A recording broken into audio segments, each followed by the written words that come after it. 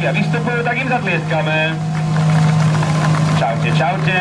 Chlapci, s akou náladou štartujete? Výbornú, v Lubeníku pravidelne sa stretávame s veľkým množstvom divákov. Rýchlostné skúšky sú krásne, trošičku špecifické s tým, čo sa jazdí na Slovensku v ostatných súťažiach, takže vždy sa na nich veľmi teším. Vaše auto prechádza nejakými zmenami, v akom je stave? Neustále na ňom pracujeme. Oproti poslednej súťaži sme tam opravili tie veci, ktoré nefungovali. Pribudlo nám 20 koní, 20 Nm na kruťaku, čo je pozitívne. Stále tomu stáva jedna vec, ktorá nás trošku trápi, ale vieme o nej od začiatku, takže tú jazdu prispôsobíme tomu, čo tam je. Verím tomu, že zbavíme seba aj divákov a potrafíme superov. A my držíme palce. Ďakujeme krásne. Ďakujeme pekne. Takže Tomáš Konečný a Matúš Lejko, Rally System Slovakia, Subaru Impreza VRX STI. Chlapci, držíme palce, nech vám funguje autíčko. A prichádza Slovensko-Česká.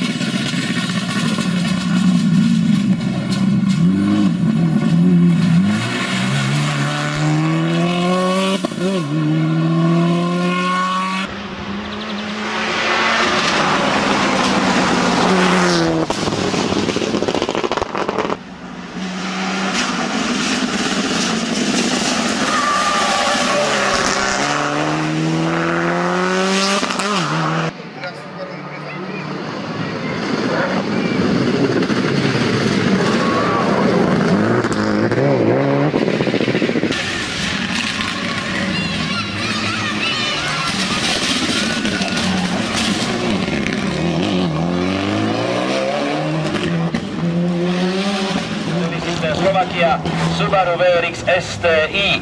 Vydalo to na 3. miesto v triede 3. Takže chlapci získavajú poháre. Aj váš potlesk Tomáš Konečný a Matúš Lejko.